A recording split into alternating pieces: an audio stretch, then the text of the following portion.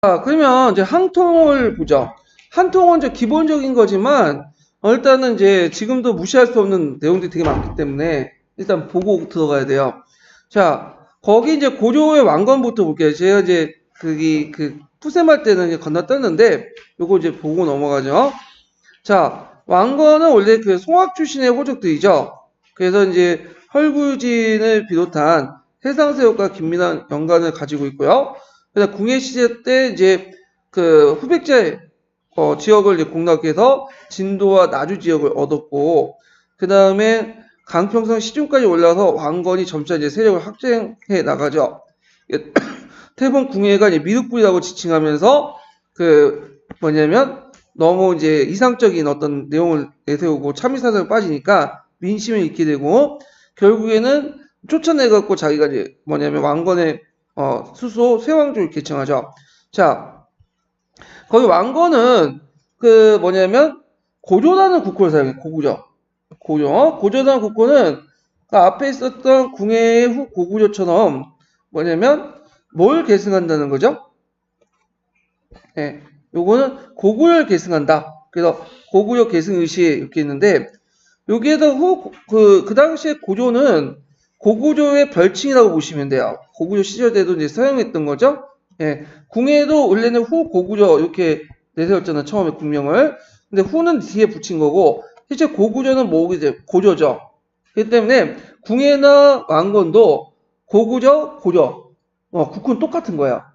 똑같은 건데 나중에 삼국사기 쓸 때 그걸 구분시켰죠. 그래서 앞에 있는 그 고대 시대 때는 고구조라고 하고 궁의 그 왕건의 고조를 고조다 이렇게 그냥 구분시킨 건데 그 당시에는 고구려 고조 그냥 같이 썼어. 예. 그렇기 때문에 그 자체가 고구려 계승의식이다 이렇게 보시면 되겠죠. 자, 그 다음에 고구려 계승의식도 있지만 또 뭐냐면 종래 신라에 대한 혁명적인 새로운 왕조를 건설했다는 의지의 표명이 난다. 두 가지 의미가 있다. 두 가지 써가면 요건 쓰겠는데 요거는 대부분 안 쓸 것 같아요. 종래 신라에 대해서 혁명적인 새 왕조를 건설하겠다. 이런 것들을 이제 하나 알아두면 괜찮죠. 자, 그리고 이제 원래는 왕건이 이제 그 궁예가 원래 개성했다가 천원 옮겼잖아요. 근데 다시 이제 개성으로 이제 옮겼고 이걸 개경이라고 불렸죠. 그래서 왜냐하면 이제 이 송악제왕의 호적 출신 왕건에게 이곳이 토착 기반이기 때문에 그런 거고 그리고 이제 뒤에 넘어가서 또 나중에 이제 후백제가 기부를 해오고 그리고 경혜안이 이제 알아서 기죠. 그래서 알아서 확보하고 그래가지고 그 당시 고조는 전왕조의 신라의 정통과 권위를 그대로 계승했다. 그 후에 이제 후백제 싸움이 있는데 이건 예전에 했으니까 넘어가고요. 그 다음에 호족의 그 태조의 호족 통치를 볼게요. 통제 정책을.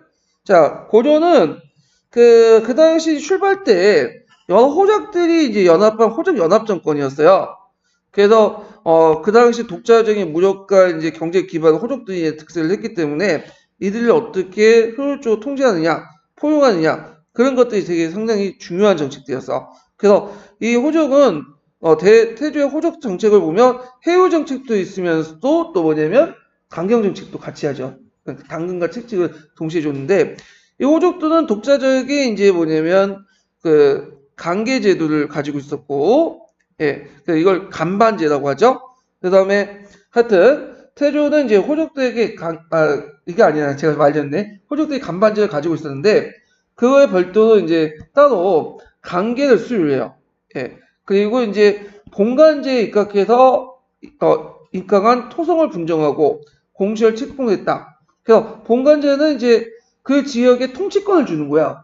그 토성이라는 건 그 지역을 바탕으로 해서 본관을 설정해 주는 거죠. 대표적인 게 안동 김씨, 안동 장씨, 안동 건씨 이런 것들을 얘기하죠. 자, 그 다음에 이제 이때 이제 그 기반은 이제 호족세력대 해외에 자기 기반 속에 흡수하려고 했고요.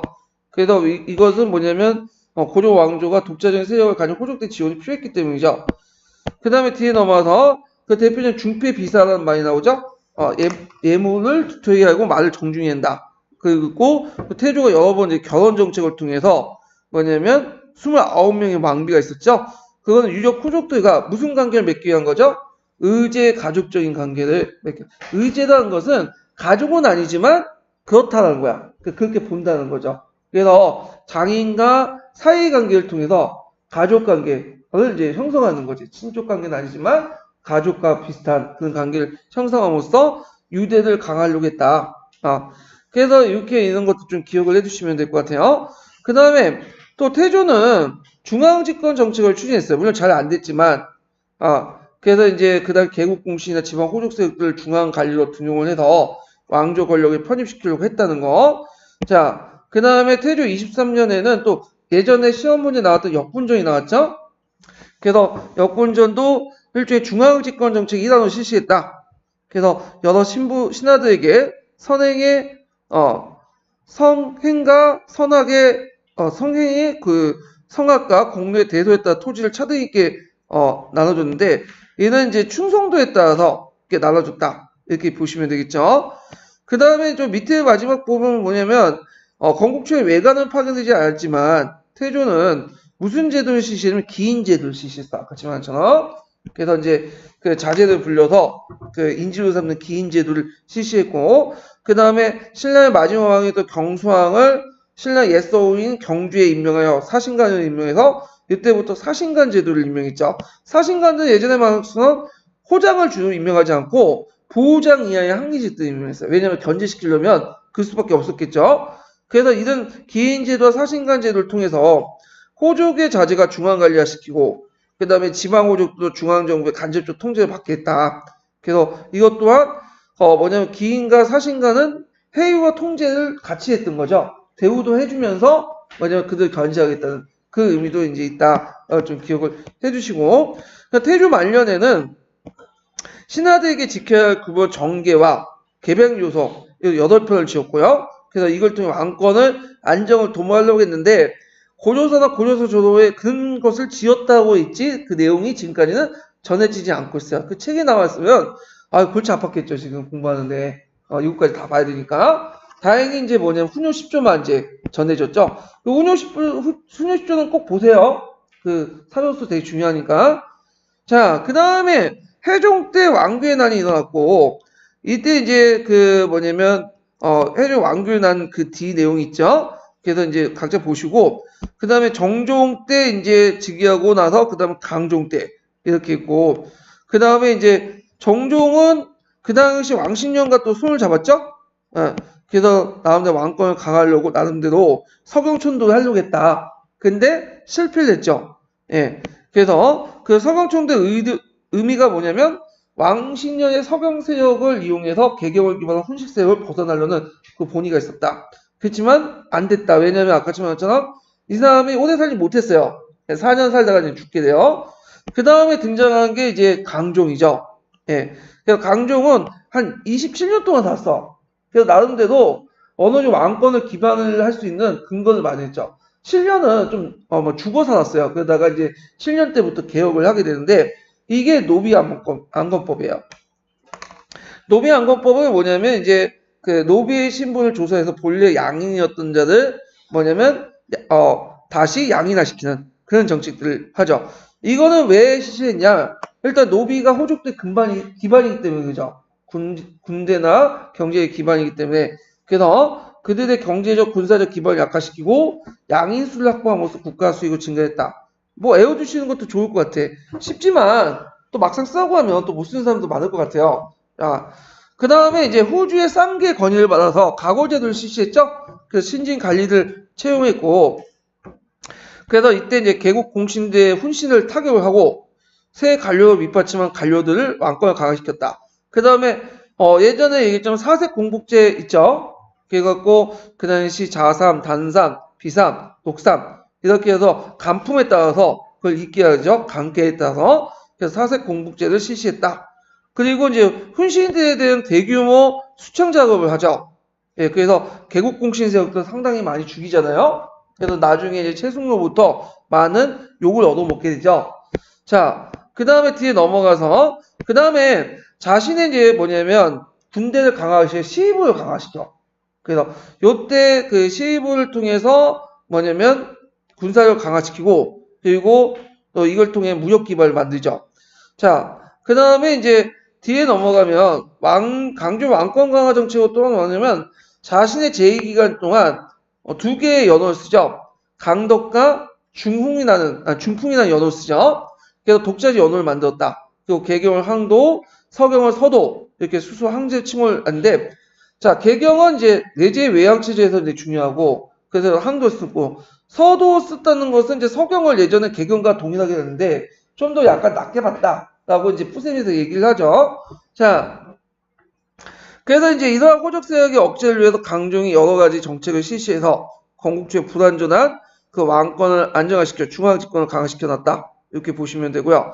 그 다음에 강종은 여러 신진 세력들 등장했는데 이때 등장한 신진 관리들이 이제 뭐냐면 여러 경로예요. 예를 들어 이제 쌍기 같은 기하인들, 그 다음에 이제 뭐 육두품 세력들, 가고시험을 통해서 등용된 육두품 세력들, 그 다음에 또 한계연은 또 아까 시군을 강화시켰다고 했죠. 무장 세력들. 그 다음에 최지문 같은 작가 세력들. 그래서 이런 그 세력들을 끼워서 이제 왕권의 전제화 이런 것들 강화시켰고, 그 다음에 강종은 왕권 강화 정책에서 불교도 이제 지원했죠. 그래서 그 당시 군여로 하여금 기복사를 참관해 하엄족을 통합하게 나갔고, 요게 이제 시험문이 나가서 법안종과 청태종을 통해 교손 통합을 도모했다. 예. 그래서 강종 때 불교 개혁 통합은 군여가 뭐냐면 중심이 아니에요. 누가 중심이죠? 강종이 중심이야. 다만 군여는 첫 단계 때 그다음 하엄종을 통합할 때 나섰던 거예요. 기법사를 통해서. 그럼 강종이 왜 그걸 하려고 했냐? 자, 그 당시 불교 세력들은 각 지역의 정치 세력과 사회 세력이 연관돼 있어. 그래서 불교 통합은 단순히 교단 통합뿐만 아니라 그와 연계된 정치 사회적 세력들의 통합을 의미해요. 그래서 이걸 통해서 왕권을 뭐냐면 강화시키고 어떤 자신의 지지 세력을 확보할 필요가 있기 때문에 했다. 이런 것도 좀 같이 기억을 해두시면 될 것 같아요. 자, 고려 왕조의 기반을 마련했던 것은 중앙집권 체제를 마련했던 사람은 누구죠? 성종이죠. 그래서 성종은 이제 그 여러 가지 이제 정책들을 이제 했는데 성종 2년에 누가 또 집권했어요? 강종이 죽고 나서 경종이죠. 경종 때는 무슨 정치가 행해졌죠? 반동 정치가 있죠. 반동 정치는 종전에 새롭게 등장한 그 강종 때 신흥세력과 그다음 예전에 그 뭐냐면 구세력이 있었는데 이 구세력이 이제 신흥세력을 공격하는 그런 것들이야. 그래서 경종 초기 때 복수를 허하라 이런 말이 있어. 복수를 허용하는 법을 만들었어요. 그래서 그때 많은 사람 구세력이 이제 강종 때 그 뭐냐면 원한을 가지고 많은 사람을 또 신흥세력들 죽이는 그런 이제 문제점이 일어났죠. 물론 그것 때문에 다시 이제 뭐냐면 그 많은 그 정책을 했고 그래서 이제 경종 초기 때는 모르겠지만 그 당시 경종 중후반 때는 신흥세력과 그 당시 또 뭐냐면 구세력 간의 어떤 균형 정책이 실시됐다. 이런 것들이 어디에 반영됐냐면 나중에 시정정식가 있죠? 거기에도 반영이 됐죠. 자, 하여튼 그래서 경종 원년에 전시가가 이제 했고 이때 그 뭐냐면 모든 관리대 등급에 따라 토지를 차등 있게 나눠줌으로써 중앙 관료대 경제 기반을 마련하는 동시에 중앙 집권을 체제에 편입시키려고 했다. 그렇지만 호종 때 가지고 있는 기득권도 어느 정도 보호해줬다. 이렇게 좀 기억을 해두시면 돼요. 자, 그 다음에 성종 이제 본격적으로 얘기하죠. 자, 성종은 최승로의 보필을 받아서 유교 정치 이념을 삼았어요. 그리고 성종은 중국을 되게 좋아한다고 했죠. 그래서 당송 제도를 이제 받아들여서 중앙 집권 체제를 확립했어. 종전에는 태봉 제도를 유지했다가 이때부터 중국시 제도 넘어가게 된 거야. 그래서 이제 그때 최승로가 이제 실무 28조를 이제 마련하고 그리고 이걸 바탕으로 해서 삼성육부제를 실시하고 그 다음에 전국에 12목을 파견하고요. 그 다음에 이제 또 그 항직을 개편하죠. 그래서 이제 그 당시 항직을 개정하여 그 예전에 이것처럼 당대등을 호장으로 그다음 병부를 사병으로 창부를 사창으로 그래서 그 당시 지방에 있었던 간반지에 있었던 여러 가지 어떤 명칭들 이런 것들을 개편해 가지고 호족도의 외관의 보좌력으로 항리직으로 격화시켜버려. 예. 그래서 항리직제를 개편했다. 이렇게 좀 보시면 되겠죠. 그 다음에 성종은 지방 호족을 중앙 관료로 등용해 집권체제에 흡수하려고 했어요. 그래서 호족의 자제들을 뽑아서 개경의 학교에 교육시키고요. 가골도의 관리를 등용하려고 했고, 그 다음에 이제 이런 교육정책에 힘입어 지방호족도 중앙 관료화 되는데 있고, 그래서 이 지방호족 안에서 또 이제 분화가 일어나. 하나는 끊임없이 과거 시험을 통해서 중앙간직 올라가는 간에 편입시키는 세력이 있고, 또 하나는 지방 향리 항직만 이어가서 니도 이렇게 편입시키는 그 양극한 그런 형상들이 일어났다. 좀 기억을 해주시면 될 것 같아요. 그래서 이제 성종은 유교 정치 실시를 하려고 했고, 이걸 통해서 고종왕조의 기반을 확립하는데 크다는 효과를 거뒀고요. 유교는 원래 공주의 학문으로서 군신의 관계를 명백히 하여 통치자의 중앙 집권 체제를 강화시킨 이념으로 집권 정치에 유리한 사상적 기반이 되었다. 이렇게 보시면 돼요. 자, 그 다음에 이제 성종 이후부터 해서 이제 많은 이제 그 세력들이 들어가야 되는데, 크게 보면 이제 지방 호족 출신 중앙 관료하는 계열과, 그 다음에 신라 육특분 계열의 학자들 있죠? 이런 세력도 있고, 그래서 이제 이런 내용들 좀 기억하고, 육특분 계열통의 대표적인 사람은 그 최승로였다. 성종 이후에 이제 이런 사회 계층들이 서로 간에 이제 음서라든지, 그 다음에 전시까지도, 그 다음에 공웅전 등등등 해가지고 하나의 문벌이 형성되고 이들 통원권이 형성되면서, 그래서 이제 이들을 뭐라고 얘기하냐면 문벌 귀족이라고 하죠. 문벌 귀족. 그래서 12세기 때 문벌 귀족 사회가 형성이 돼요. 자, 그래서 이들 가문들, 그 문벌 귀족 사회들은 왕실이나 자기들 간 상호 어느 혼인관을 맺어서 폐쇄적인 귀족 사회를 유지했다. 이런 것도 좀 기억을 하고, 이런 것들이 이제 고려의 중앙 집권 자체에 거슬림이 되죠. 왜냐면 왕권을 전제를 했는데 문벌 귀족들이 너무 강하면 견제가 되잖아. 그러다 보니까 이제 그 당시 이런 것들을 더 왕권을 강화시키는 그런 정책도 다시 행해지죠. 자, 귀족 정치의 발전을 보면, 자, 여기 보면 이제 성종 때 그 삼상육부 조직과 함께 또 중추원과 삼사 같은 주요 기구들이 설치되고요. 목종 때는 더 여러 가지 증서되고, 그 다음에 이제 현종 때 도병마사가 만들어요. 이거 좀 기억을 해주세요. 원래 도병마사는 병마사를 통과하는 그 목적에서 만들어졌어요.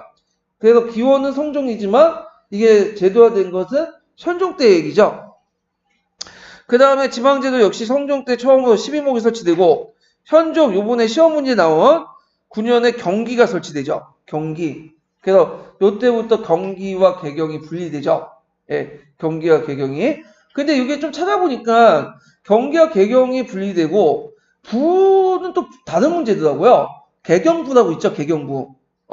행정부에서는 경기와 개경이 분리되지만 부는 설치됐다가 폐지됐다, 설치됐다, 폐지해요. 그래서 현종 때는 폐지됐다가 다시 문종 때 개경부가 설치돼요. 개경부. 이렇게. 자, 하여튼 경기와 그 당시 거기에 빠진 게 있죠. 뭐가 분리됐죠? 경기와 개경이 분리됐다. 이게 요번에 시험 문제 나왔고요.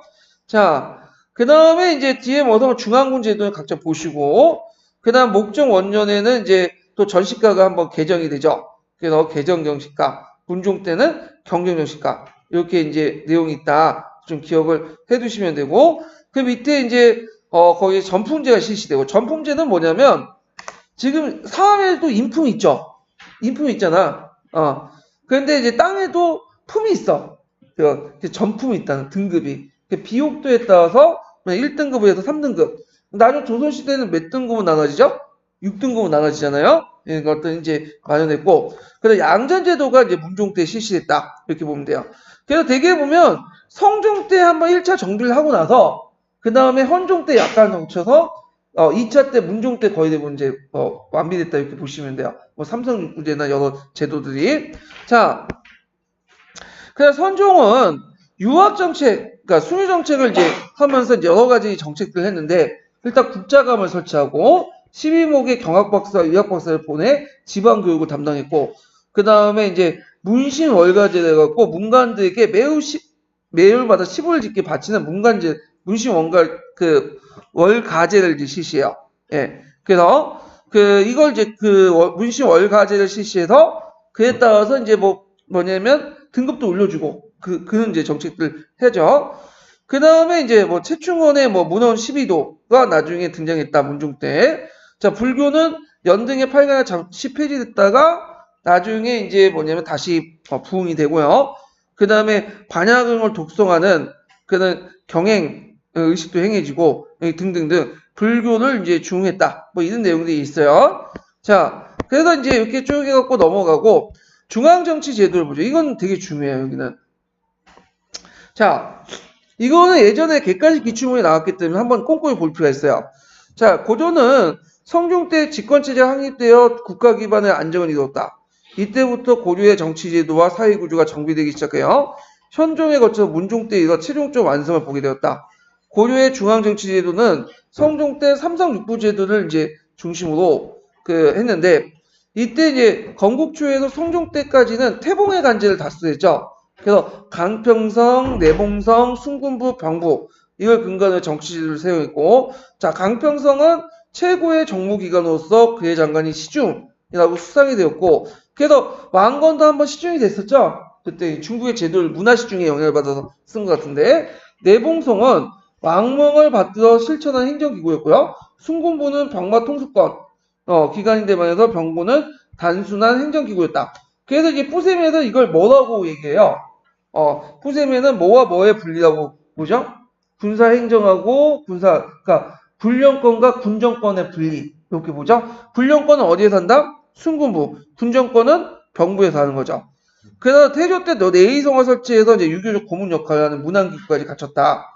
자, 근데 이제 성종 때 들어오면서 앞에 있었던 이제 초기의 태봉 유지를 버리고 당나라 제도를 바탕으로 삼성 육부제도를 만들어요. 물론 이제 운영하는 방법은 실제 이성 육부제도지만, 자, 그 다음에 당제에서 삼성 육부제를 설치하고 송나라 제도를 또 받아들이죠.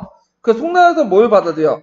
중추원, 그 다음에 추민원, 이런 것들 이제 받아들이고, 삼사, 이렇게. 중추원은 이제 추민원은 뭐 하는 기관이에요? 군사, 삼사는 재정, 이런 기구죠. 자, 이 밖에서 도병마사, 식목도감, 그래서 고려 자체의 기구도 받아들이죠. 그러니까 세계 자체의 계열이라 보시면 돼요.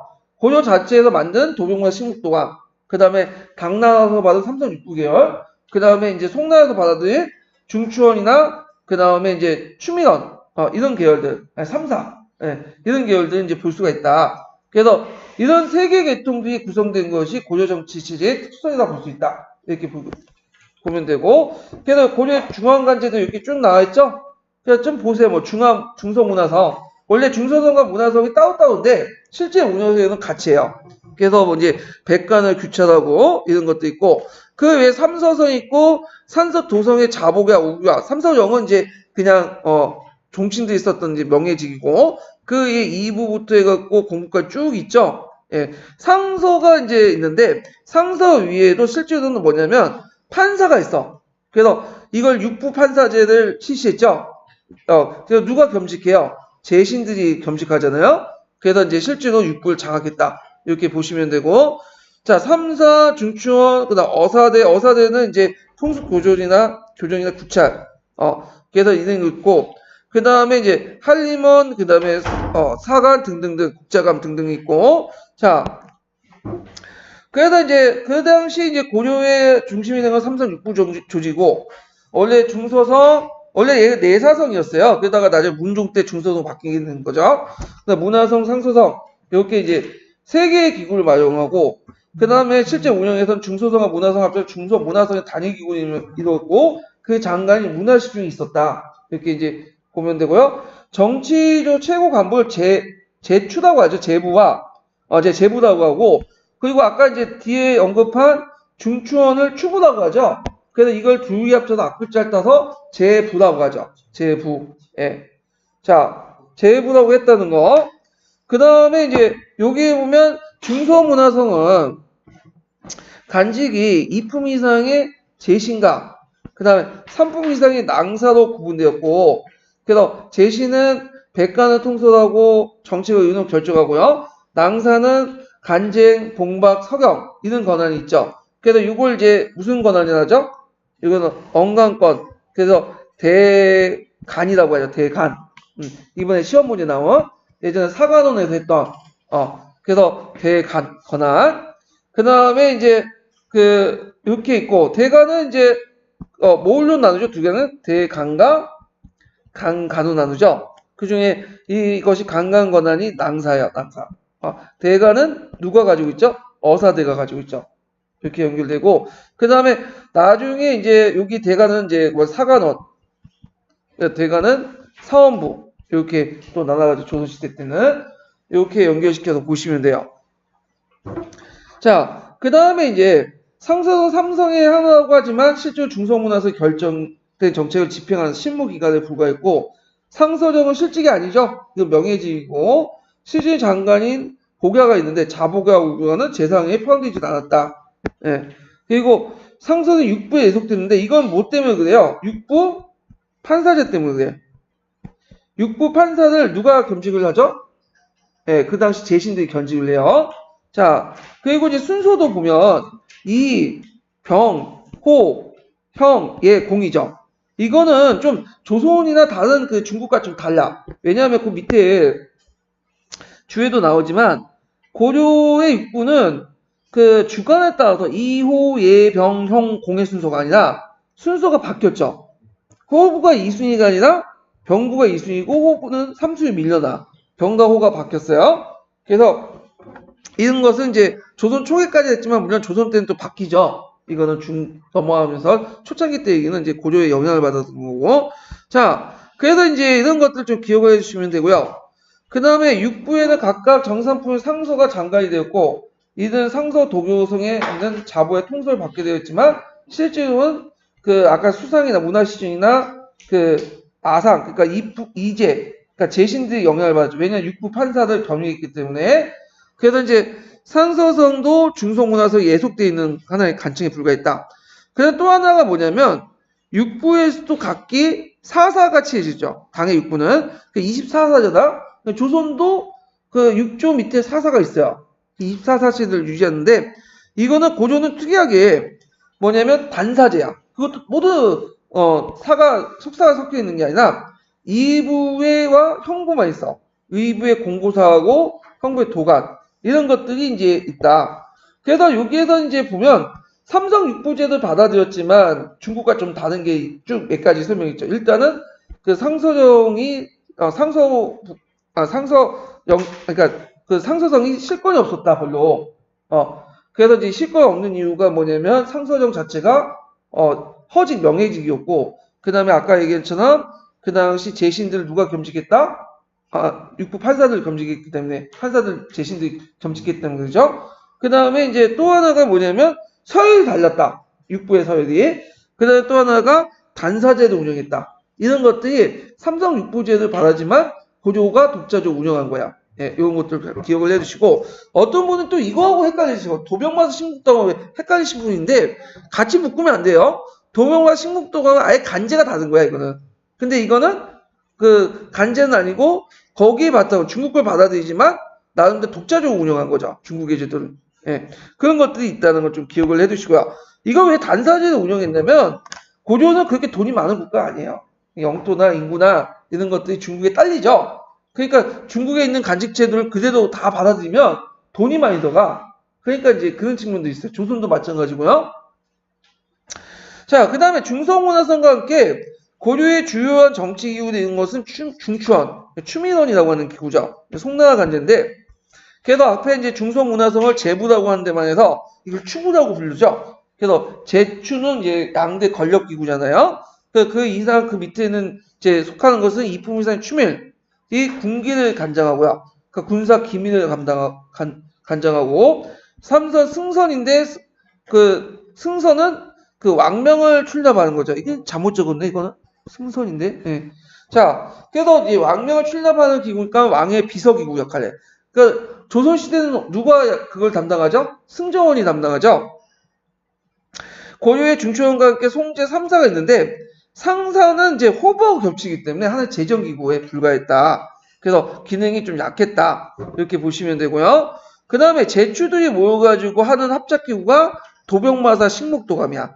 그래서 도병마사는 대내적인 국방 군사 문제가 관장돼 있고 식목당은 대내적인 벽제 격식 문제를 다루는 회의기구죠. 이거는 중국과 제도하자는 고유의 독자적인 기구예요. 그리고 도병마사는 뭐라고 했다? 도평의사사로 계칭이 되고요. 그 다음에 뭐라고 호칭했죠? 도당이라고 해칭했죠. 도당. 이렇게 좀 기억을 해 두시면 돼요. 그래서 이제 있고, 그리고 그 포세미에서 얘기한 것처럼 도병마사의 권한이 올라가면서 식목도마의 권한은 어떻게 될까요? 낮춰지죠. 네, 이런 거 특징도 있다. 자, 이 밖에도 이제 주요 기구들 보면요. 어사대가 있어요. 이 어사대는 대강 기능을 하죠. 관리 감찰. 예전에 나중에 이제 조선시대 때 뭐의 역할이죠? 사원부의 역할이잖아요. 오늘날 검찰하고 이제 비슷하다고 보시면 돼요. 감사원이나. 자, 그 어사대는 중성운하성의 낭사와 함께 대간 또는 성대라고 불리면서 국왕을 시종하면서 언간 역할을 했다. 그래서 대간에는 서경 기능이 되는데 서경 기능은 좀 외워두세요. 관리의 임명이나 법의 개폐 시 그 타당성 여부를 그 서명하는 제도. 그래서 왕권의 전제성을 규제하는 제도죠. 이 서경 제도는 조선시대도 있었어요. 근데 조선과 고려시대는 좀 차이가 뭐냐면 고려시대는 모든 관리를 대상하는 거야. 근데 조선시대는 5품 이하의 관리들만 하는 거야. 그게 좀 차이가 있다는 거죠. 근데 이와 같이 중앙집권적 고려 정치 제도는 왕권에 유리한 게 있었다. 특히 육부가 왕에게 집주하는 제도는 국왕으로부터 정보를 통관하는 권한을 갖게 돼. 이걸 이제 조선식으로 얘기하면 육부집계제, 직접 보고하는 중간 단계 생략하고 육부가 하지만 근데 실제로 이게 운영이 잘 안 됐어. 왜 그럴까요? 이게 재신이 뭘 검칙하기 때문에 육부 판사를 검칙하기 때문에 실제로 이게 운영이 잘 안 돼요. 왜냐하면 직준한다는 거는 육부의 책임자, 실무자가 집주하는 게 아니라 실제로 누가 집주하죠? 판사인 재신이 집주하잖아. 그러니까 재신의 권한만 커지는 거지. 예. 자, 뭐 이런 것들. 그러나 아니 고려의 정치 권력은 귀족들이 독점하고 있는 양부의 제추에 집중되어 있고 한계가 있죠. 일단 첫 번째 고려의 정치 권력은 귀족들이 독점하고 있는 양부의 제추에게 집중되어 있고 대간의 간원과 서경도 이들 귀족 관리 커다란 권한이었다. 그래서 이걸 볼 때 이제 국왕권도 강하지만 귀족도 권한이 있기 때문에 국왕과 귀족 사이에 권력의 조화가 이루어진 것을 나타난 것이다. 이렇게 보시면 될 것 같아요. 자, 지방행정 조직 보죠. 지방행정 조직은 일단 9년제를 이제 매기를 하고 중앙의 외관을 파견한 중앙집권 체제를 했지만 이게 지향이지 실제로는 잘 안 됐죠. 예전에 말했죠. 건국 초기 때는 뭐 군유나 조장 뭐 이런 것들을 돕고 호족 자치를 이제 맡겼고 그 다음에 실질적인 거는 성종 때 있었죠. 12목 파견.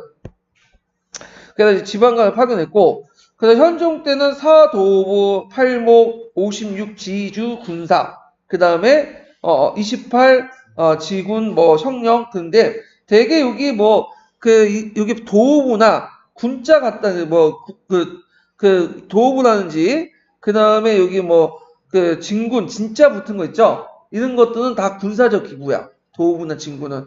그래서 대개 보면 그 북방부터 이제 행정체계가 정비된 다음에 이게 남방 쪽으로 내려가는 구조예요. 왜냐하면 일단 북쪽에 있는 그걸 행정체계를 정비해야지 군사력도 쉽게 동원할 수 있잖아요.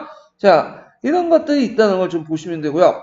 자, 고려시대 때는 전국에 500여 개 군현이 존재했지만 모든 군현에 외관이 파견된 것이 아니고 일부 지역만 파견됐죠. 그래서 일부 지역에 파견된 걸 주현, 주군이라고 하고 파견되지 않는 군은 속현, 속군이라고 하죠. 그래서 중앙통치력의 어떤 지방통치가 불완전했다.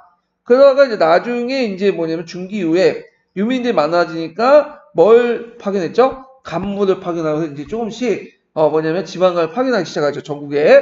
자, 그 다음에 또 여기 보면 이제 그 고려는 개수관 같은 중간기구가 있어요. 중간기구. 되게 미숙하게 있었는데 이 개수관들은 경도부, 모기, 개수관 역할을 같이 겸임해요. 근데 이게 일반 9년의 수령 관계에서 상하 직속 관계는 아니에요. 일이 있을 때만 이제 뭐냐면 거기 책임지고 하는 팀장이라고 보시면 돼요.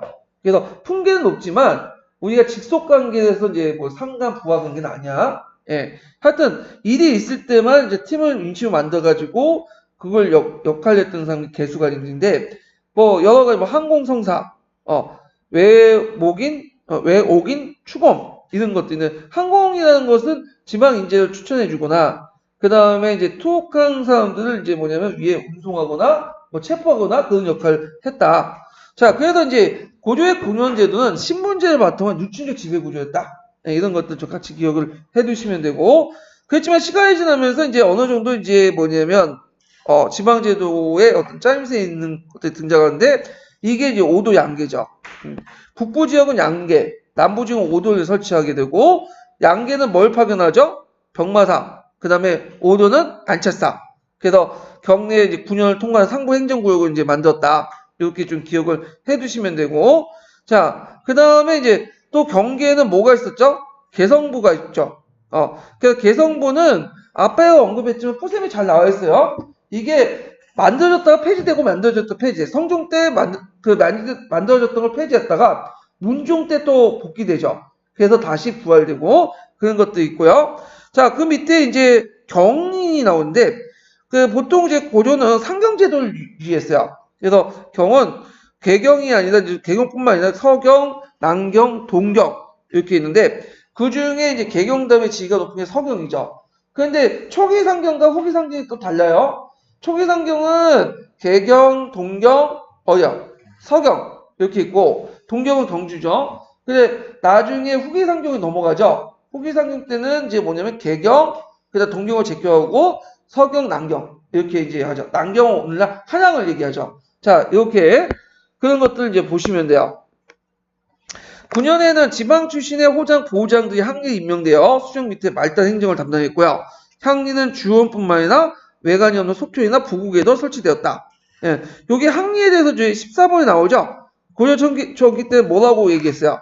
장리라고 지칭했다가 나중에 항리로 했고, 이렇게 이제 있고, 외리라고 또 불렸다. 이런 것들이 쭉 있으니까 좀 보시면 되고요. 자, 그 다음에 이들은 호적 출신은 읍사에서 이제 조세, 부역, 소송 같은 행정사무를 맡았으며, 비록 수령의 부자력이 있지만 실권이 커서 때에 따라서 백성들 침탈하는 등 그 폐단이 많았다. 자, 고려 왕조는 이들 항리세의 억제를 위해서 사신관을 임명하죠. 그 지방 출신 간의 그 중앙 관료들을. 그래서 항리를 했고, 그 다음 기인제도를 삼아서 이제 상경의 수계도 기인력을 이제 하게 되죠. 그러면서 점점 이제 지위가 격화되는 과정을 하게 되고, 그 다음 향소부국이나 특수행정구역이 있죠?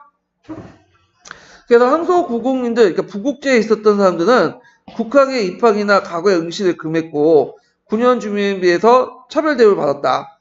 그 다음에 소는 이제 있고, 그래서 특정한 공납품을 갖다 바쳤다. 이렇게 있고요. 그 다음에 이들에게 부국의 외리가 있어갖고, 이들이 통제했고, 그 다음에 이제, 그때마다 부국에서 9년으로 승격되는 거 있고, 강등되는 경우가 있었다. 이렇게 이제 보시면 되고, 그 다음에 고려시대 때는 말단 행정기역이 촌이었어요. 촌. 그래서 주, 분, 군, 현 밑에 몇 개의 촌이 딸려 있고요.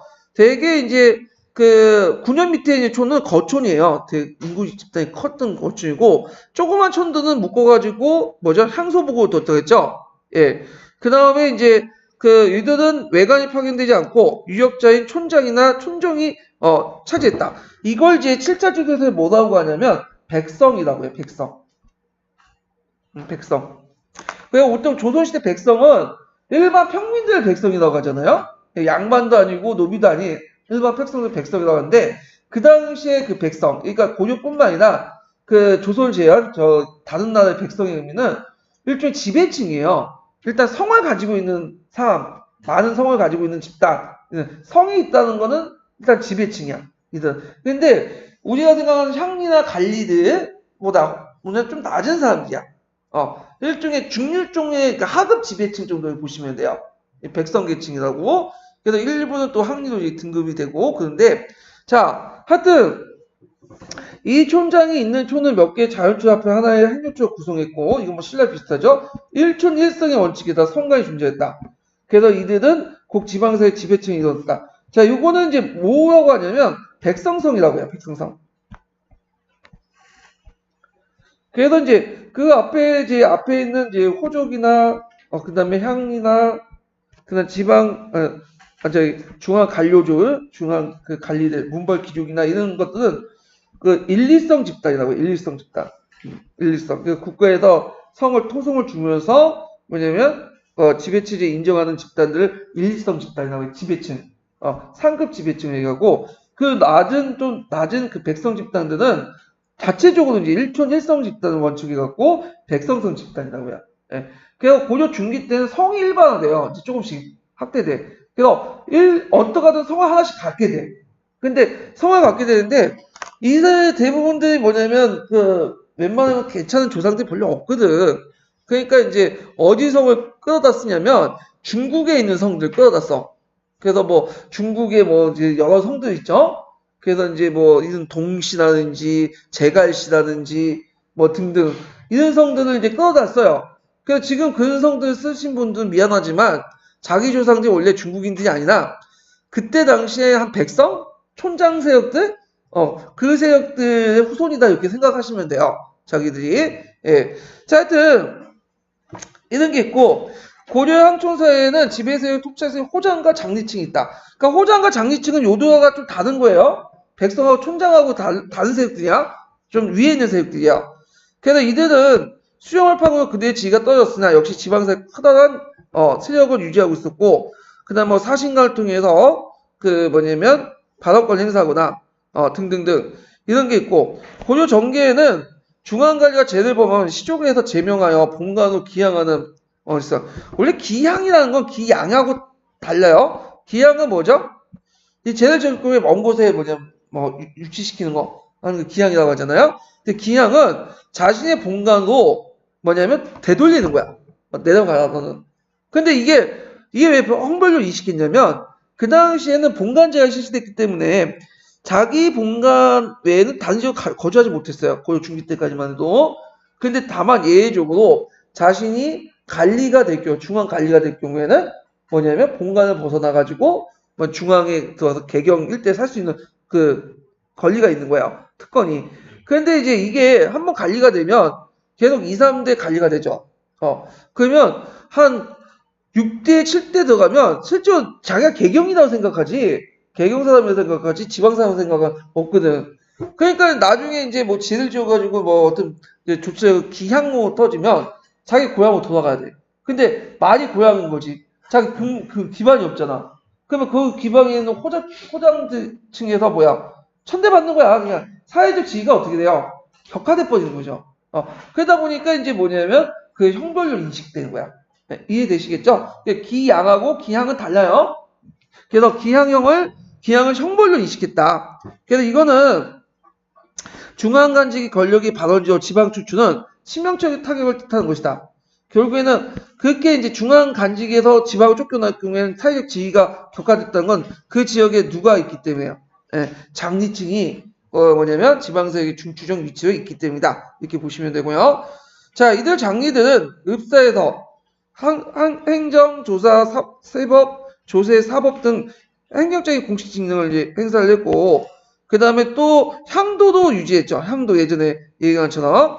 고려시대는 신라시대 이대로 불상, 종, 서탑을 조성하거나 법회에서 대규모적인 노동력, 경제력을 제공하는 불교 신앙 활동을 하는데 향도예요.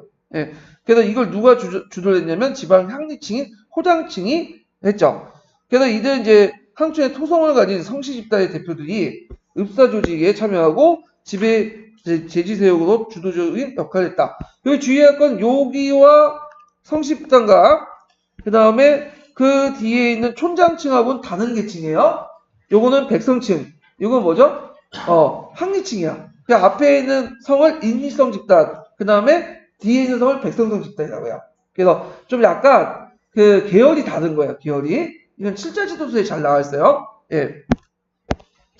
자, 군사 조직을 보죠. 자, 중앙집권적 통치제의 군사 조직 정비되는데 예전에는 2군 6위 제도, 중앙군으로서는, 그 다음에 지방으로서는 주영군 제도가 있죠. 그 2군 6위는 8개 부대로 구성되어 있고, 2군은 응양군과 용호군, 용호군을 권룡군이라고 해요. 그리고 이들을 이제 근장이라고 불려 6위보다 우위에 있었다. 6위는 뭐 자이이, 뭐 신호이, 홍이 등등등 6위가 있었고, 그 다음에 이제 그 뒤에는 뭐 다 앞에 언급했던 거야. 예. 그런 것들은 이제 건너뛰고, 그 다음에 그들이 모여있는 게 상장과 다장구에 모여있는 걸 뭐라고 하죠? 중방. 그 다음에 또 그 밑에 계급 구성이 또 있어요. 그래갖고 난장이 모인 건 난장방. 그 다음에 산원이 모인 건 산원방. 이렇게 등등이 있다. 그 다음에 이제 그 2군 6위가 이제 군반시족설하고 부병제설 두 가지가 있는데, 이거는 예전에 얘기했기 때문에 이제 각자 읽어보시고, 자, 그 다음에 이제 요게 좀 보면 입 밖에도 자, 성군호 보충군을 모병하는 제도가 있어. 군인 신분이 했다. 성군은 원래 백정은 원칙적으로는 군대 안 가도 돼요. 왜냐면 조선시대처럼 양인 개방제가 확립되지 않았던 시기이기 때문에. 근데 이제 위기시나 뭐 병난이나 그럴 경우에는 백성 계층 중에 뭐야 임의대로 성군을 하는 거야. 그래갖고 이들에게 이제 뭐냐면 군인전을 지급하고 이들을 이제 뭐냐면 군대 편입시키는 그런 제도가 있었죠. 자, 그 다음에 이제 지방에는 주영군이 있었고 그 밑에 뭐 보승, 전용, 일품군 이런 게 있고 양계 지역에서는 주진군이 있었다. 그래갖고 이 주진군도 예전에 얘기했죠. 예. 그 다음에 이제 교육각오제도 넘어갈게요. 자, 고려 지방체제를 운영하기 위해서 이제 인적자원을 이제 확보하기 교육제도, 각오제도를 이제 삼았고, 그래서 그 유교를 이제 교육하기 위해서, 그 다음에 국자감이 설치되고, 그 다음에, 뭐, 이렇게 해서 이제 나중에 경사 육학 같은 게 있죠? 국제학, 태학, 사문학, 뭐 등등등. 그래서 이제 그 관리 자격시험, 자격 조건을 그러니까 들어가는 조건, 그거 기억하라고 하셨죠? 기억하라고 했죠? 국자학은 문무관 3품 이상, 태학은 5품 이상, 사무학은 7품 이상. 이거 꼭 외워두세요. 예전에 기출에 나왔던 거니까. 자, 그 외에도 율서, 산학인, 잡학이 있었다. 그래서 여기 이 표 있는데 이것도 꼭 외워두시고. 자, 성종 때는 지방고족 자제들 교육에도 관심이 있어. 그들 상경시켜 수업을 했고, 이거는 성종의 중앙집권 정책에 의도가 있었다. 이렇게 기억을 해두시면 돼요. 그리고 경학박사, 위학박사 파견하고 시민복에 이제 지방자제를 교육하게 했다. 이런 것들. 그 다음에 인종 때 항학이, 지방에 향학이 설치됐고, 그리고 이제 고려도 항교가 이제 지방교육의 중심으로 확대되었다. 이렇게 이제 보면 되고, 이것은 그 고려 지방교육에 대한 열성은 누구를 편입시킨 거야? 지방호족을 어디에? 각을 통해서 중앙관료를 편입시키게 하는 것들이다. 꼭 기억을 해두세요. 예.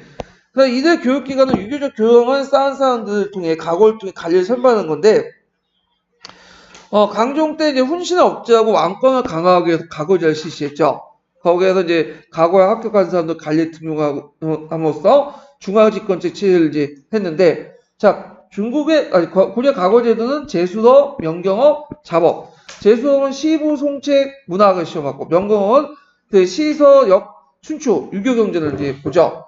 그래서 보통 제수업이 더 우대를 받았다. 그 외에는 기술관 시험 같은 거 있는데 상대적으로 중시되지 않았다. 그리고 문과는 예종 때 잠깐 실시했다가 반발 때문에 없어지고 공양학 때 부활됐지만 이 공양학 때는 이제 고려 멸망이기 때문에 실제 고려는 거의 실시 안 했다고 보시면 돼요. 그러면 무관들은 어떻게 보냐? 장군들은 그건 세습직이에요. 대부분. 아니면 저기 이인민처럼 그러니까 이인민처럼 저기 뛰어난 용력을 가지고 있는 사람 이런 식으로 성군을 한 거고. 자, 그래서 이제 이렇게 문치주의에 입각해서 이제 문신 위주의 선발 방법을 했고, 그 다음에 각오제도를 보죠. 예전에 절차처럼 이제 이게 되게 복잡한 2층 제설도 있고, 3층 제설 있죠. 그래서 2층 제설 같은 경우에는 국자감시를 보고, 그 다음에 다음 단계가 뭐예요? 그 다음 동당감시 보는 이런 설이 있고, 3층 제설은 국자감시를 이제 같이 이제 설려봐서 거기 이제 지방시 있죠. 그래서 향시, 그 다음에 뭐 개경시, 빈공가, 개수관시 이런 것들 국자감에 예비 시험을 같이 묶어서 패키지로. 그래서 이제 있고 아니 3층제서는 그걸 따로 독립돼서 보고 2층제서는 같이 묶는 거죠. 그런데 되게 책에서는 국자감시하고 그 당시 여러 가지 나머지 시험들 같이 묶어서 얘기를 하고 있어요. 지금 2층제 입각해서 얘기를 하고 있죠. 자. 처음에는 과거는 중앙관리의 자제인 국자감시가 지방중시 항공이 직접 본 과거에 응할 수 있었으나 점차 규제를 정비하여 준비하는 예비시험인 국자감시를 거쳐서 본시험인 예비시험을 치르도록 법제화됐다. 그래가지고 이제 국자감시는 사마시, 진사시라고 불렸고 그 당시 응시작용은 중앙의 일반 국학생과 12도생 그 지방의 개수관시에 선발된 항공 이렇게 해서 여기 합격하면 그 진사의 칭을 얻게 됐다. 본시험인 예부시는 동당시라고 부르죠. 그리고 국자감시에 합격한 진사가 응시자의 주축을 이뤘지만 예종 이후는 진사도 국자감에 3년 이상 수학을 내지만 응시할 수 있으므로 재생은 이제 증가했다. 이렇게 이제 보시면 되고요. 자, 그 다음에 이제 과거제도는 관리를 채용하기 위해서 실시된 거지만 과거 급제에 따라서 모두 관리가 임명되는 게 아니야. 이게 이제 고려와 조선시대의 차이점이야. 과거제도는 관리를 채용하기 위해서 실시하지만 과거의 급제에 따라서 모두 관리가 되는 게 아니야. 이거는 관리 자격 시험이에요. 고려시대 때는. 근데 조선시대 때는 이거는 관리 임용시험이죠. 임용시험. 그러니까 이제 합격을 하면 건지라도 임시직이라도 일단은 발령을 내야 돼. 발령을. 그래서 이게 차이가 있다. 그래서 합격 인원에 비해서 간직수가 너무 적기 때문이고, 그리고 이제 과거의 성적과 출신 문벌이 간직 인원에 크게 작용됐다. 그래서 귀족 가문의 급제자들은 좋은 간직에 보임하고 승진한테 유리했고 두말 나이가 없다. 그래서 이 말은 뭐냐면 이게 이제 있는데 이 말은 여기까지는 쭉 그 예를 든 게 뭐냐면 결국에 과거제도 실력만 보는 게 아니에요. 실력만. 결국에는 문벌하고 뭘 본다? 실력을 플러스한다. 그러니까 귀족제 틀 속에서 운영하는 귀족제 틀 속에서. 네, 귀족제 틀 속에서 운영하는. 상대적으로 조선시대는 그게 아니죠. 조선시대는 일단은 능력에 따라서 상대적으로 보는 거야. 물론 이제 그 외에도 여러 가지 보겠지만 능력이 일단 더 중요시 여기죠. 자, 또한 그 고려시대 과거를 통해서 관리 등용하는 게 아니죠. 무슨 제도가 있었죠? 음서제도가 있었죠. 음서. 그 음서도 되게 한 3가지가 있죠. 그래서 뭐 자기 아버지가 이제 5품 이상이면 될 수 있고 공신자제 뭐 이런 사람들은 좀 음서로 될 수 있고 하여튼 5품 이상의 무엇을 하면 그 아들을 하나로 관리를 보낼 수 특권이 부여되는데 이것이 고려사의 이걸 이제 음서제 중에 뭐와 관련된 거야? 문음제와 관련된 거야. 이에 반해서 조선시대는 몇 품 이상이죠? 2품 이상. 그리고 고려 같은 경우에는 5품 이상이면 무조건 등업이 돼요. 관리가 돼. 근데 조선시대는 엄격하게 음서라도 문음제도라도 시험을 봐야 돼.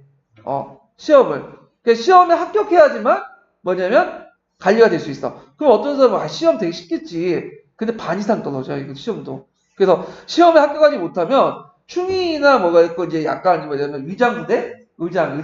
그러니까 약간 이제 친위부대 같은 거 거기에 들어갔다가 몇 년 근무하면 저 지방 말단 정도 줘요. 말단 간지. 그렇기 때문에 이게 조선은 엄격해요. 조선은 무조건 시험이다. 시험 되게. 그래서 그게 지금 남아있잖아. 그러니까 시험을 보면 항상 객관적으로 이렇게 비춰주고 시험 안 보면 뭔가 이상해 보이잖아요. 이제 백으로 들어갔고. 예. 자, 하여튼 그래서 고려시대는 음서제가 일반화되어 귀족의 자제도 음서를 통해 관리 임명하는 형상이 있고 그 다음 음서 출신자들이 간품이나 간직 승진에도 제한이 없었어요. 예. 그렇지만 대부분 또 과거를 같이 보려고 해요. 왜냐하면 음서보다는 과거가 좀 있으면 합격한 자체가 좀 자기 위신이 쓰잖아요. 그런 것 때문에 하지만 뭐 과거에 안 보더라도 실제적으로는 음서를 통해서 재상직까지 많이 올라가요. 근데 조선시대는 전혀 그렇지 못하죠. 왜냐하면 음서를 더하고 문음을 더해서 했더라도 자기가 과거를 어떻게 봐. 과거를 봐야지만 높은 자리까지 올라갈 수 있어요. 이는 그것이 특징이죠. 자, 그래서 이 음서제도와 공문정식과는 모두 5품 이상의 구간들이 적용됐다는 점에서 고려사회, 귀족사회 구조내는 중요 근거다. 물론 여기에 대해서 이제 그 고려사회를 귀족제도서로 보는 게 아니라 그 관료제도서로 보는 사람들은 또 다른 식으로 해석을 해요. 근데 이제 대개 보면 통론이나 교과서는 귀족제도에 입각해서 쓴 거니까 이렇게 이제 파악을 해주시면 될 것 같아요. 그러면 좀 쉴 때 됐죠? 예, 좀 쉬었다가 이제 전시까지 좀 넘어갈게요. 선생님,